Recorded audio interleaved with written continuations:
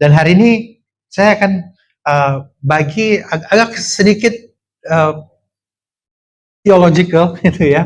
Tapi ini penting, tapi ini sangat semoga ini berbicara buat setiap dari kita pagi hari ini.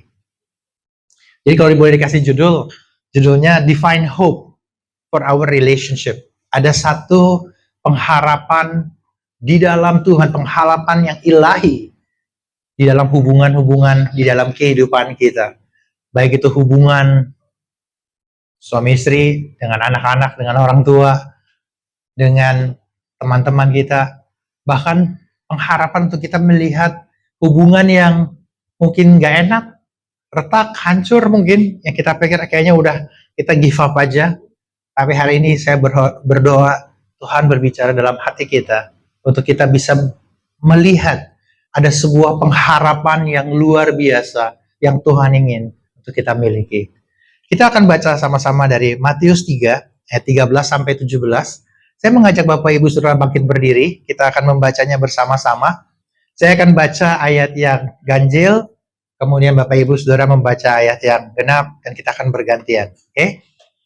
Matius 3 ayat 13 sampai 17.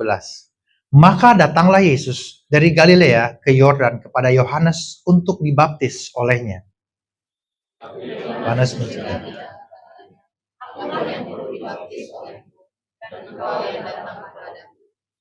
Lalu Yesus menjawab, katanya kepadanya, biarlah hal itu terjadi, karena demikianlah sepatutnya kita menggenapkan seluruh kehendak Allah. Dan Yohanes pun menurutinya. Sudah dibaptis, Yesus segera keluar dari air, dan pada waktu itu juga langit terbuka. Dia melihat Roh Allah ayat 17. Lalu terdengarlah suara dari surga yang mengatakan, inilah anakku yang kukasihi, kepadanya lah aku berkenan. Mari kita berdoa. Bapa, kami berdoa dalam nama Tuhan Yesus untuk Engkau berbicara ke dalam setiap kami Tuhan melalui firman-Mu. Dan biar hari ini Tuhan, waktu kami mendengar firman-Mu, biar izinkan kami bukan sekedar tahu, tapi izinkan kami mengalami, mengenal Engkau lebih dalam di dalam kehidupan kami. Di dalam nama Tuhan Yesus kami berdoa. Amin.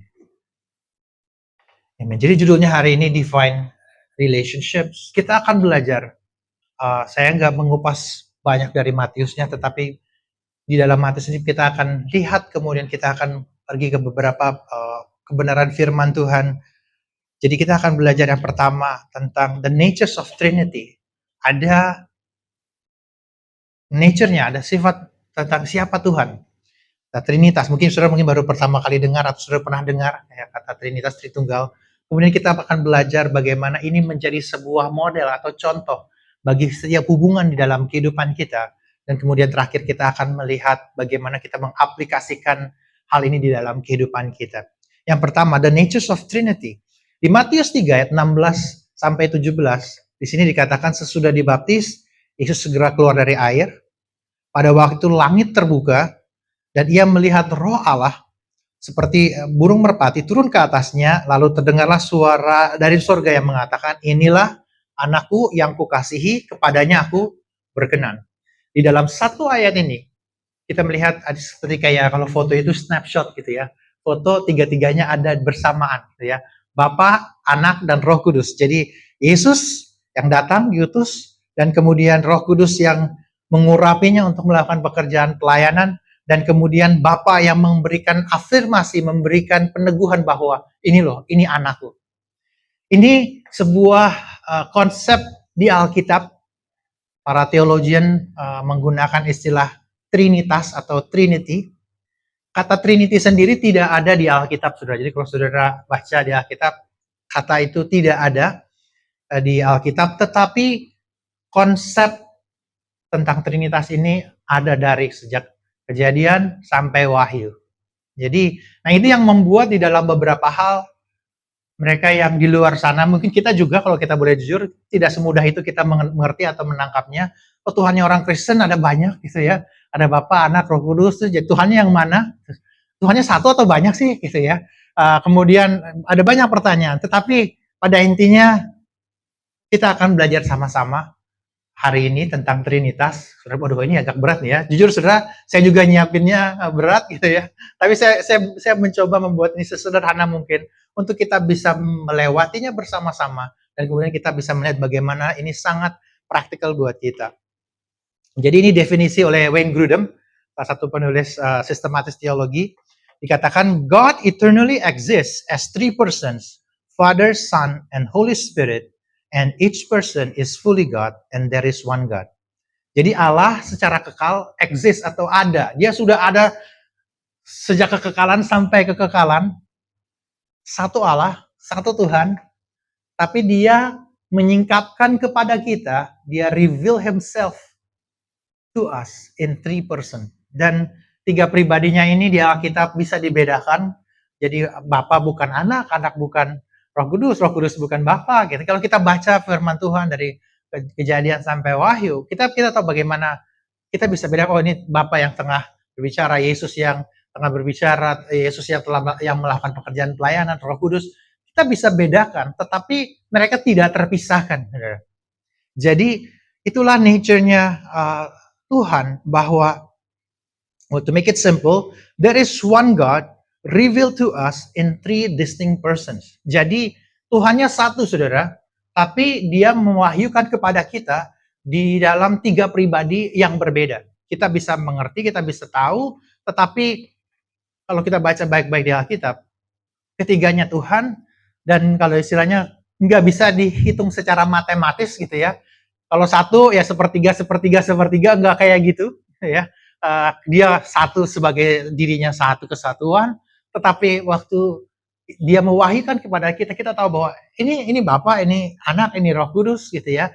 Ada itu yang makanya para theologians harus memformulasi menggunakan istilah kata Tritunggal gitu ya. Kan itu juga sebuah perjalanan sejarah teologi, karena kalau kita baca baik-baik Alkitab, kita akan sampai kepada kenyataan bahwa kita akan menghadapi ini. Dan itu yang Tuhan singkapkan kepada kita mengenai dirinya.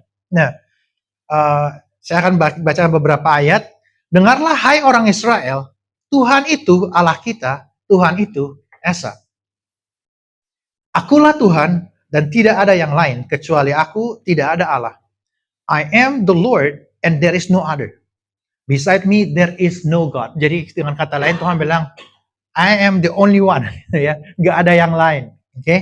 Nah, tetapi di passage-passage yang lain, di bagian-bagian yang di Alkitab, dia juga mereveal kepada kita sebagai Bapa, Anak, dan Roh Kudus. Di Matius 28, waktu Yesus mengutus murid-muridnya, karena itu pergilah, jadikan semua bangsa muridku, dan baptislah mereka dalam nama Bapa, Anak, dan Roh Kudus. Yang berikutnya kita menyadari bahwa Trinitas itu ada di Alkitab, dan kalau kita boleh jujur, we acknowledge that this is a mystery and also something that is majestic. Sesuatu yang misteri, tetapi juga sesuatu yang begitu besar. Kenapa ini menjadi sebuah misteri dan sesuatu yang besar? Karena kalau kita boleh jujur, kita sulit untuk kita bisa mendefinisikan siapa Tuhan. Saya belajar fisika, saya belajar matematika, kita harus punya definisi gitu ya. Definisi, kalau matematika bilangan bulat, bilangan ganjil, bilangan kita bisa buat definisi.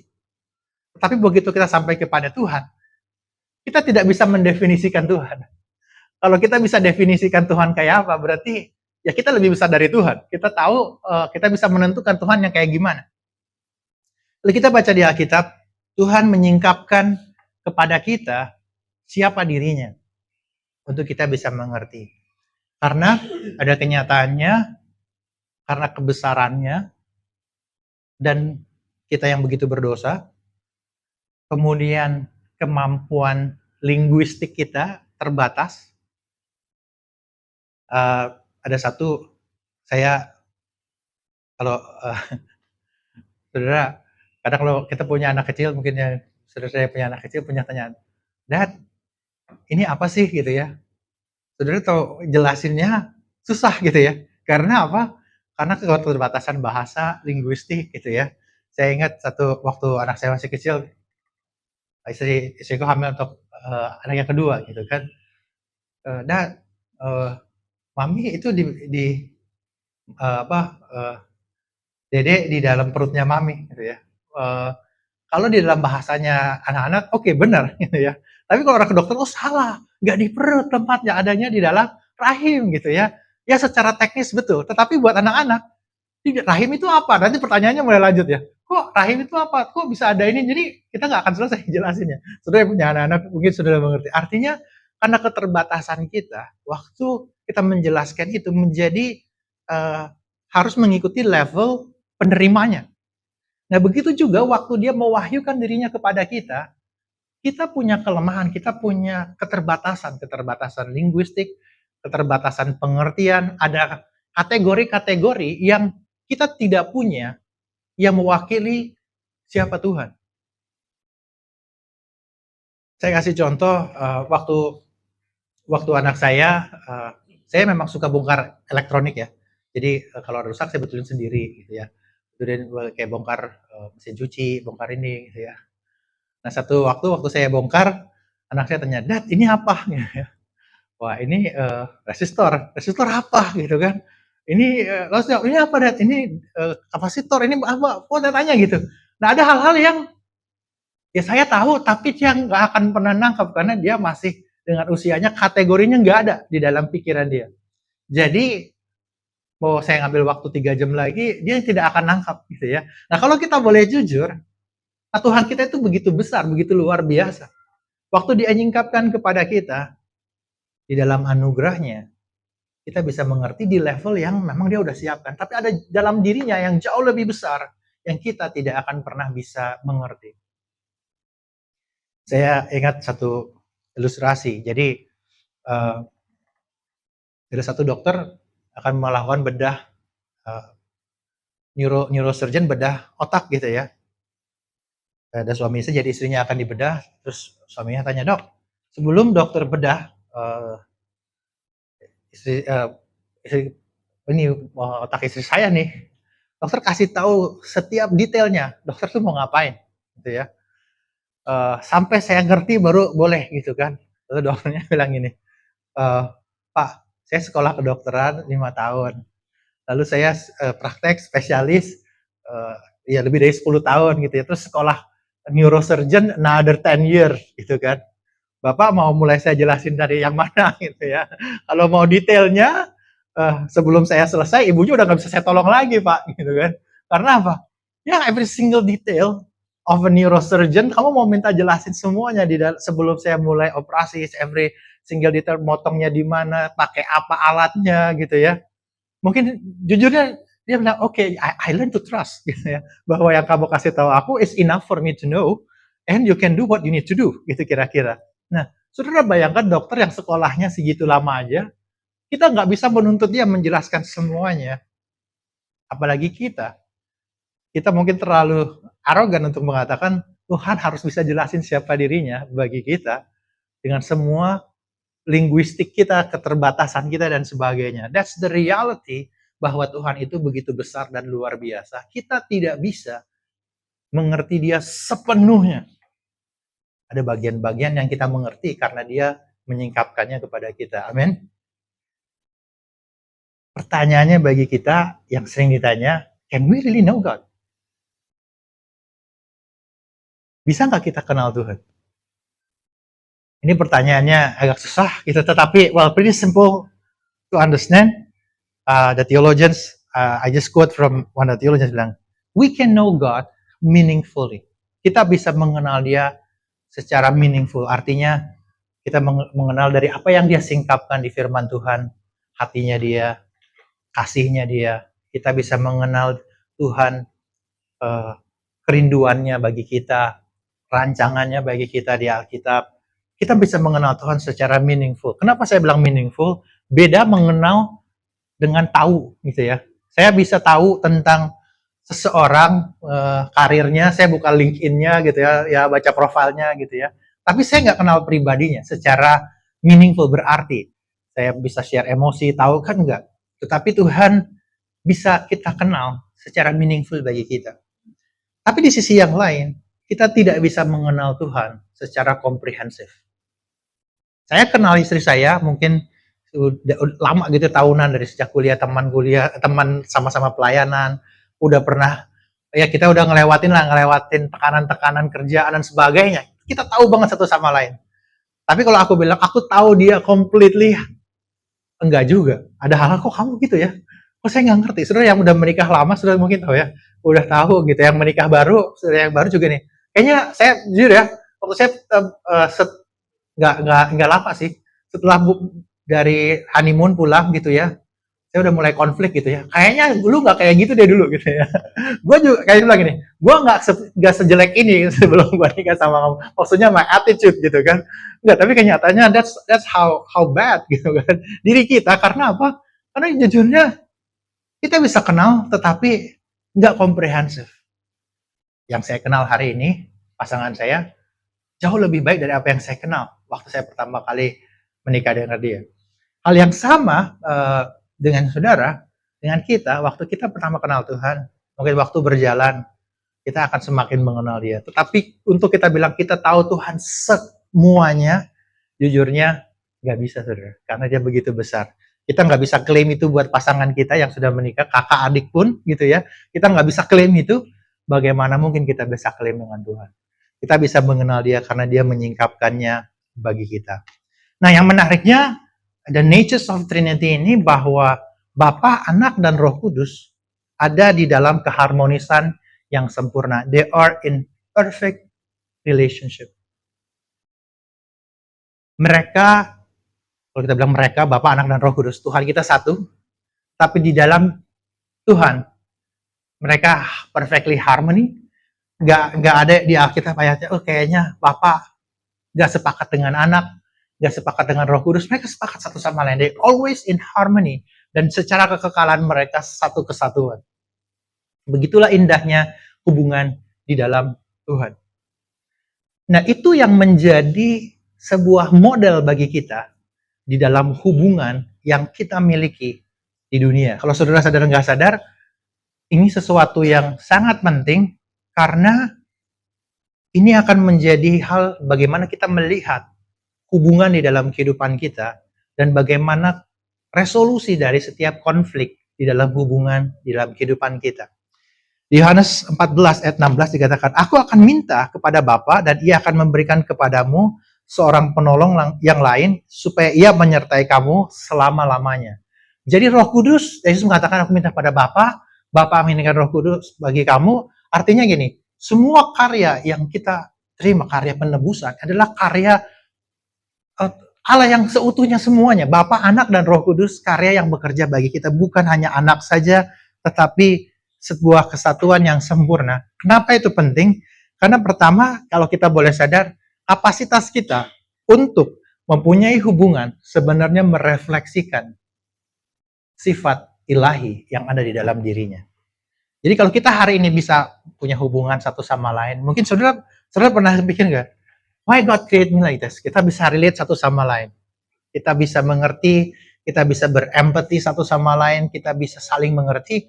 Itu bukan kapasitas yang kayaknya kita develop throughout our educations, pendidikan kita di sekolah S1, S2, mungkin ada dari kita yang ngambil S2 psikologi dan sebagainya. Tetapi pada akhirnya bukan karena latar belakang pendidikan kita, tetapi karena kita diciptakan oleh Tuhan untuk kita bisa berhubungan satu sama lain.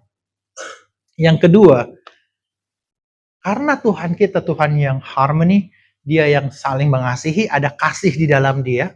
Sekarang kita, di dalam kita membangun hubungan, dikarakteristikkan dengan kasih juga, dengan saling mengasihi. Dikatakan our relationship should be characterized by love, mutual submissions, and unity. Kenapa? Karena di dalam pribadinya Allah, mereka tidak bertentangan satu sama lain, tidak menuntut satu sama lain, karena mereka saling mengasihi. Begitu juga Tuhan memanggil kita di dalam hubungan kita satu sama lain, baik orang Kristen bukan orang Kristen, yang namanya saling mengasihi, saling menghormati, itu sesuatu yang tidak bisa dituntut, harus bisa diberikan. Contoh ya, kalau saudara bilang, mungkin yang suami istri ya, kalau ada obrolan bilang, aku itu udah sayangin kamu. Ya. Terus kalau tanyanya gini, kamu udah sayangin aku belum? Itu pasti paling nggak enak. Saudara jawabnya kan susah, bener nggak? Ya kan? Uh, aku selalu menghormati kamu. Nah, terus kalau tanya, kamu menghormatin aku nggak? Susah nggak jawabnya, saudara? Susah, bener ya? Saya ingat, tapi buat saya sulit untuk dijawab gitu. Gue udah berkorban buat kamu. Kamu berkorban nggak buat aku? Itu sesuatu yang susah, bener ya? Our call in our relationship, kalau mau menghormati, ya hormatin aja. Kalau kita mau respect one another, just respect. Kita nggak bisa demand, kita bisa kasih, bener nggak? Aku demand kamu honor me as a leader. Ya itu bukan sesuatu yang bisa didemand, tapi sesuatu yang bisa kita kasih. Respect, loving, that's why, makanya that's reflect the natures of God. Dalam hubungan, dalam kehidupan kita satu sama lain. Di kantor juga sama, saudara.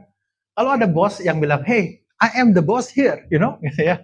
Well, I think that as a boss, dia punya hard time to lead these people. Kenapa? Karena dia harus keep reminding everyone that I am the boss. Artinya kamu nggak ngikutin aku ya, the bossnya bukan yang lain loh, aku gitu. Just mean something yang very hard when it comes to demanding. It's easy to lead. Okay, he knows that he leaders and everybody submit. When he leads, everybody follows. It's most beautiful. Gitu. Karena apa? Karena relationship didesain Tuhan seperti itu. Betul ya? Dan kenapa pengertian kita tentang Trinitas penting? Karena itu juga membuat kita punya pengertian bagaimana kita relate dengan satu sama lain. Karena seperti itulah hatinya Tuhan. Tetapi kalau kita boleh sadar, kalau misalnya tadi saya cerita, kalau saya bilang, hey, you know, I am, kalau saya jadi bapak bilang, hey, I am your dad, you have to follow what I said. That's mean I'm having a hard time. Kalau saya ngomong kayak gitu, saya lagi punya masalah. Karena apa? Karena itu nggak bisa diminta. Dan pada kenyataannya, sebagai manusia, karena dosa kita, dosa menghancurkan hubungan kita satu sama lain. I will just give you the word. Makanya Yohanes bilang, aku memberikan perintah baru kepada kamu, yaitu kamu saling mengasihi. Sama seperti aku telah mengasihi kamu, demikian pula kamu harus saling mengasihi. Kata saling itu diulang, ditekankan. Kalau kita baca di Alkitab, Paulus bilang berulang-ulang, tuan sama budaknya, ayah sama anaknya, suami sama istri, sama katanya semua saling menghormati, saling ini bukan oke saling menuntut enggak, tapi kita saling mengasihi, kita saling memberikan itu kepada satu sama lain. Jadi that's the call for us in the relationship. Brokenness, dosa kita memisahkan, menghancurkan hubungan-hubungan di dalam kehidupan kita. This is the reality when it comes to relationship. Kita nggak bisa build relationship dengan paksaan. Saya nggak bisa membuat istri saya mengasihi saya dipaksa gitu ya. Pokoknya kalau kamu nggak saya, kalau kamu aku sayang kalau aku kasih uang pasar, uang sebagainya. Well, istilahnya berarti dia mengasihi saya bukan dengan dari hatinya, kayak karena paksa. Dan kita nggak bisa membeli itu. Dan kenyataannya juga sisi yang lain adalah relationship itu datangnya harus dari dalam.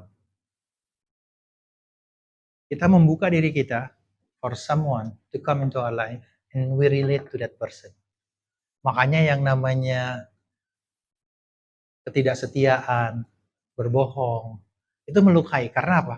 Karena I trust you and you break that trust, gitu ya. And this is the reality of relationship. Every offense toward relationship, someone has to absorb that offense. Every relationship, if any offense, someone has to absorb the pain. Someone has to absorb all the hurt. Let me give you examples. Contoh ya. Contoh kalau misalnya, ini nggak beneran ya, saya ambil contoh Martin lah. Martin orangnya very soft, tenang gitu ya. Kalau saya udah main Martin terus tiba-tiba konflik, wah marah-marah, wah gue kesel, saya udah ngomong dia kasar gitu ya. Terus 10 menit bilang, Ting, let's makan yuk, siang bareng, oke. Terus kayak nggak terjadi apa-apa. Okay. Terus mungkin Martin akan bilang gini, ini dia tadi sadar gak sih gitu ya, dia melukai saya gitu, betul ya. Besok saya gitu lagi sama Martin, udah kasar ngomong gitu, terus Mama bilang, makan siang bareng yuk, ya kita makan deh, gitu. Udah nih ngomong itu nggak pernah diomongin, terus mungkin Martin bilang ya, "Kamu tahu nggak yang kamu, ngomong sama saya, melukain saya?" Terus kalau aku bilang gini, "Udah deh, lupain aja," gitu kan. Itu udah lalu. Kita kita buka lembaran baru, lanjutkan hubungan kita, ya kita tetap teman gitu. Saudara kalau digituin mau nggak? Mungkin kita, "Oh, that's not like that." Betul ya? Karena apa? You have to say at least sorry. Bener nggak? You have to at least has to say forgiveness. Betul nggak? That's the reality of relationship. Makanya salah satu kata di dalam bahasa asli tentang dosa itu ada hubungannya dengan bahwa kita mengenal orang yang kita offense, tapi kita tetap lakukan yang jahat sama mereka. That's one of the category of sin. Jadi when it come to offense, somebody has to absorb it. Oke, okay? Kalau dia nggak minta maaf, kalau saya nggak minta maaf, artinya Martin harus absorb the reality. Ya udah, I take that pain in order for us to move on. Ya, kalau Martin nggak mau move on, dia nggak mau ketemu saya lagi. Kan? Ya kan? Sudah gitu ya. Kalau kita digituin terus, ya oke lah, sekali dua kali. Tapi kalau terusan, saya nggak mau deh ketemu kamu lagi. At least you sorry aja nggak? And then you have to make up your make up the difference. Saya cerita sama saudara, istriku nggak ada di sini. Jadi, salah satu ini pertama itu kita banyak konflik. Saya kalau ya baru menikah ya, buka baju udah mau mandi gitu ya, bajunya di mana-mana gitu ya, karena tinggal sendiri kan. Di sana no, ada tempat baju nih, di sini kotaknya gitu ya. Dan saudara nggak tahu saya sudah menikah mungkin atau mungkin para orang tua, besok jangan gitu lagi ya, saudara kayak gitu ya. Oke. Okay. Well, it takes me nggak seminggu saudara, will take some ya waktu lah untuk aku benar-benar masukin di tempat bagian kotor gitu ya. So the idea is somebody has to absorb. The question is in our life, who has to absorb? Waktu kita punya konflik orang tua dengan anak, somebody has to absorb. Kita dengan saudara kita mungkin siblings gitu ya, atau teman kerja, teman kantor, atau bos dengan bawahan kita. Somehow kita punya konflik. That's a reality karena kita berdosa. Tapi somebody has to absorb. Kita akan baca di Roma 5 ayat 10. Sebab jikalau kita masih berseteru diperdamaikan Allah oleh kematian anaknya, lebih-lebih kita yang sekarang telah diperdamaikan pasti akan diselamatkan oleh hidupnya. Dia Tuhan yang perfectly in harmony. Dia datang bagi kita. Dia ambil, dia absorb semua, kalau boleh saya bilang, semua kesemena-menaan, injustice, diambil oleh Tuhan Yesus di kayu salib. Saya pernah ngobrol sama ada teman gitu. Ya saya udah biasa hidup kayak gini nih, keras gitu kan. Jadi kalau dikasarin, ya baru dimaki-maki orang di jalan sih biasa gitu ya. Tapi ada yang nih, aduh, baru terus ada yang buka kaca, itu di Jakarta gitu ya, kita nyetir buka kaca, dibilangin G gitu kan. Aduh kayaknya sampai nggak bisa tidur gitu ya. Kenapa? Ya, saya nggak pernah digituin sama orang gitu. Saya pernah, bener ya, dia buka, ya namanya, saya ingat banget, saya ngajarin anak saya nyetir mobil, kan pelan saudara, ada yang buka kaca gitu, dimaki gitu kan. Anakku kayak, gitu kan takut, "Dad, saya nggak pernah kayak gitu," gitu kan, dimaki-maki kayak gitu. Dan well, ya dia nggak pernah ngalamin kayak gitu, just as a word is very painful buat seseorang. So, saudara imagine, dia Tuhan, in all perfect harmony. Waktu dia terima semua hujatan, semua makian, it's very painful for him. Dan kalau buat saya, tidak ada injustice yang lebih injustice dari apa yang dilakukan kepada Tuhan Yesus. Dan dia sudah melakukannya bagi kita. This is a very important practical application for us. Karya penebusan Kristus, Christ's redemptive work, reconcile us to God and to one another. Dia memulihkan hubungan kita satu sama lain. Pertama dengan Tuhan, karena semua offense pertama kali. Kenapa semua offense dalam hubungan pertama adalah offense terhadap Tuhan? Karena dia di dalam dirinya is in the perfect harmony. Yang ku kehendaki ialah mengenal Dia dan kuasa kebangkitannya dan persekutuan dalam penderitaannya, di mana aku menjadi serupa dengan Dia dalam kematiannya, supaya aku pada akhirnya beroleh kebangkitan dari antara orang mati. Now this is the point. Waktu Jesus mati bagi kita, membayar semua dosa-dosa kita, kita dipulihkan dalam kehidupan kita. But now, because of that, sekarang kita menjalani hidup kita in a different way. Different way-nya apa? Karena dia udah ngambil bagi kita. Now, we live our life. Have to be remembered that Jesus did everything for us. Artinya, we are not the hero in relationship. Kita tuh bukan pahlawannya di dalam hubungan kehidupan kita. Yesuslah pahlawan. Jadi kalau misalnya aku sacrifice, aku lakukan sesuatu buat anak-anak, buat istriku gitu ya. Aku nggak bisa bilang, I did it all for you guys. Ya. You have to respect me as a father. I did it all for you guys, gitu kan? I'm not the hero. Aku nggak bisa bilang gitu. Kenapa? Because I can sacrifice today because Jesus sacrificed for me first. So when I sacrifice for my children, for my wife, aku nggak bisa bilang aku berjasa melakukan ini. Because the hero is not me. The hero is Jesus.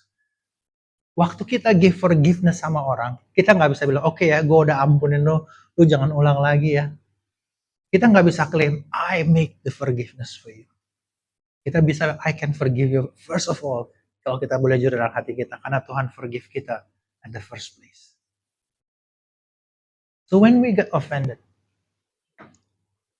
when we have to release forgiveness, when we have to, gue udah lakuin ini, gue udah berkorban, gue gini. Well, kalau kita boleh jujur, kita berkorban pun anugerahnya, kekuatannya dari Tuhan. Kita nggak bisa bilang, I am the hero. Kita cuma bisa bilang, God is the hero. Number 2. Because Christ did everything for us, we are not the victim either in our relationship. Di dalam ketersinggungan dalam kehidupan kita, apa yang orang katakan kepada kita, kita bukan victim. Waktu Saul sebelum jadi Paulus, dia menganiaya gereja Tuhan. Saya pertama kali baca di Kisah Para Rasul ini, kan Saul ketemu Tuhan di dalam perjalanannya, udah punya surat legal untuk dia bisa menganiaya orang Kristen, dibunuh gitu ya. Tapi dalam perjalanan ke Damsyik, Tuhan encounter dia, lalu Tuhan tanya sama Saul waktu itu, Saul, why do you persecute me? Yesus nggak tanya, kenapa kamu persecute orang Kristen? Kenapa kamu persecute gerejaku? Enggak. Yesus bilang, why do you persecute me?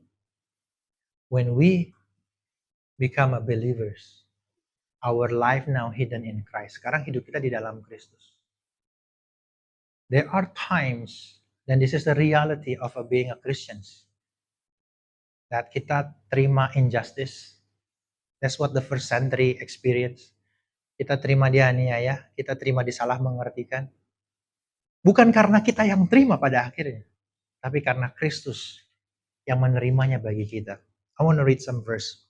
Ia sendiri telah memikul dosa kita di dalam tubuhnya di kayu salib, supaya kita yang telah mati terhadap dosa, hidup untuk kebenaran, oleh bilur-bilurnya, kamu telah sembuh. Waktu kita di offense, kita datang sama Tuhan. Dia yang sembuhkan kita. And the most beautiful, waktu kita absorb, bukan kita yang absorb, pada akhirnya Jesus yang absorb. Kita bisa jadi semakin serupa dengan Tuhan. Tuhan membentuk kita. Ada area-area di dalam kehidupan kita. Kita ngalamin injustice. Kayaknya nggak adil. Well, ada waktu mungkin saya jujur waktu saya ngalamin injustice, saya nggak bisa terima, saya marah gitu ya. Tapi ya waktu saya izinkan Tuhan bicara, I realize, and I let go. Ada hal yang terjadi dalam kehidupan kita. Kita diubahkan waktu kita Let go, Jesus, I'm not going to absorb it because you did it for me. Makanya kita bisa ngampunin bukan karena kita, tapi karena dia yang udah ambil bagi kita.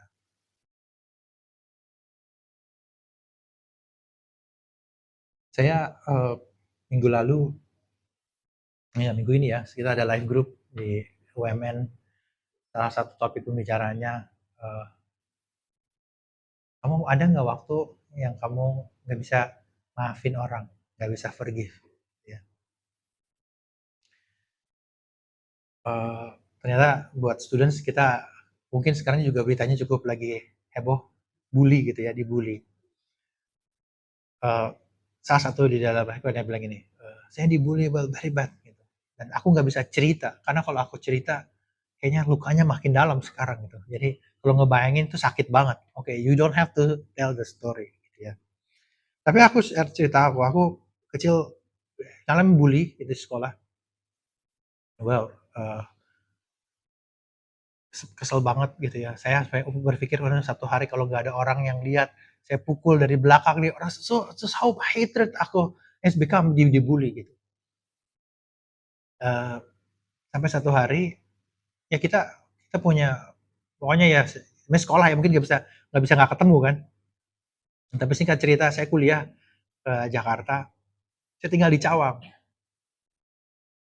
Nah di Cawang itu ada jembatan penyeberangan di Cawang, kayaknya masih ada ya harusnya. Di seberang situ tuh apa, tempat rehabilitasi narkoba. Nah teman yang bully saya waktu itu ditangkap dan dikoreksi di sana. Karena ini namanya kota kecil ya, jadi namanya ya teman-teman dulu pada bilang, "Oh, ada temannya di situ," gitu. Saya bilang, "Ya udahlah," gitu. Tapi di situ tuh adalah, oke, setiap hari kan saya nyebrang naik bus, dari bus 4/6 dari Cawang ke kuliah di Grogol di Trisakti.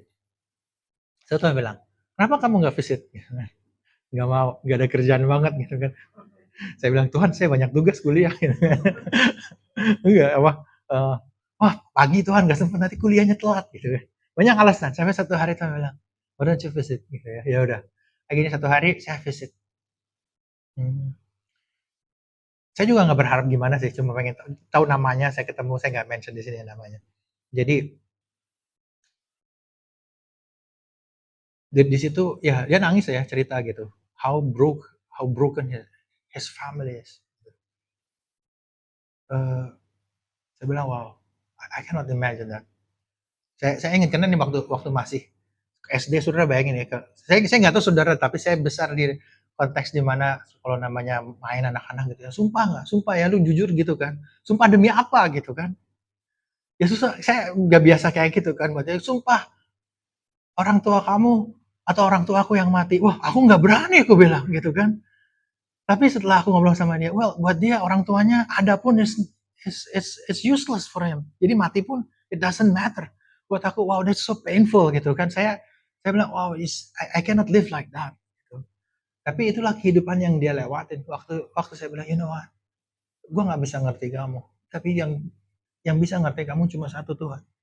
Kamu mau nggak terima Tuhan? Kamu mau nggak izinin Tuhan yang sembuhin kamu? Orang saya nggak ingat apakah orang tuanya masih ada atau nggak waktu itu, tetapi pada akhirnya yang bisa memulihkan kita adalah Tuhan.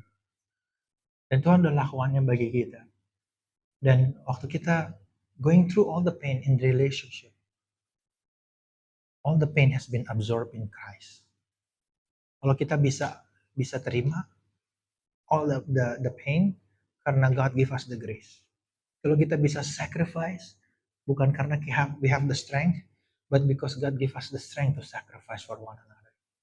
So today waktu kita lihat ini bahwa dia yang begitu harmony di dalam dirinya, memberikan dirinya dihancurkan, dipisahkan. Bahkan di kisah katakan, Eli, Eli lama sabatani. Allahku, mengapa kamu ninggalin aku? Dia nggak pernah ngalamin terpisahan seperti itu, tapi Jesus take it for us. Jadi hari ini, waktu kita mengalami all the pain, bilur-bilur Tuhan udah mengambilnya buat kita. So we can go through it. Mungkin kita nggak mau, berapa dari kita mungkin susah untuk ngampunin, tetapi God can give us the grace. Di situ waktu saya ke tempat teman saya, Waktu dia berkata, aku mau bertobat, mau terima Tuhan Yesus. Buat saya, wow. Itu yang ayat firman Tuhan bilang gini, yang ku kehendaki bukanlah kematian orang fasik, melainkan pertobatannya. Terus saya bilang, kalau dulu aku bilang, aku pengen gue bales gitu kan. Kalau buat aku, the greatest, pembalasan terbesar yang bisa Tuhan lakukan adalah membawa dia kembali kepada Tuhan di dalam hubungan bersama dengan Tuhan. I think that's the most beautiful yang kita bisa bayangkan. Mungkin kita pernah ngalamin offense, dan hari ini I just want to give you the time bahwa dia udah ambil buat kita. Let's live with that reality. Ya, kita bukan the hero dan kita bukan the victim. Jesus has become the hero and the victim for us. Lastly, Christ redeemed us also for the reality that we are accepted into the beloved. Not because of what we did, please Him. Kita diterima, dikasihi. Bukan karena apa yang kita lakukan menyenangkan hatinya. Dia tidak membutuhkan kita untuk memenuhi kebutuhan untuk dikasihi. Karena dia sudah penuh dengan kasih di dalam dirinya. Hubungan satu sama lain di dalam diri Tuhan sendiri. Artinya dia tidak membutuhkan hubungan dengan kita untuk mendapatkan fulfillment. Karena dia sudah fulfill in himself. That's the call for us juga. Bahwa kita datang sama dia. Saya pada waktu sempat ngobrol dengan orang yang mengatakan, jadi kalau gitu aku harus lakuin apa buat Tuhan? Aku harus ini apa? Jawabannya nggak ada. Nggak ada yang bisa kamu lakuin untuk membuat Tuhan lebih bahagia. Bahkan buat saya tidak punya kesanggupan membahagiakan istri saya. Karena dia hanya bisa dibahagiakan oleh Tuhan. Dan that's the reality bahwa di dalam kehidupan kita. Kita tidak bisa diterima sama Tuhan karena perbuatan kita. Kita hanya bisa diterima karena apa yang Kristus sudah lakukan bagi kita. Karena dia nggak perlu kita sebenarnya. So this reality, I hope this reality give us di dalam kehidupan kita, waktu kita punya challenge, kita bisa sadar, sekalipun kita masih punya struggle di dalam kelemahan kita, struggle di dalam kebutuhan kita, whatever it is, itu bukan ukuran seberapa dia mengasihi kita. Dia mengasihi kita karena Yesus sudah datang, mati, dibangkitkan bagi kita. Galatia 2 ayat 20 bilang, namun aku hidup, tetapi bukan aku sendiri lagi yang hidup, melainkan Kristus yang hidup di dalam aku. Dan hidupku yang kuhidupi sekarang di dalam daging adalah hidup oleh iman dalam anak Allah yang telah mengasihi aku dan menyerahkan dirinya untuk aku. Kita diciptakan oleh Tuhan dari kasih, di dalam kasih, dan untuk mengasihi juga satu sama lain.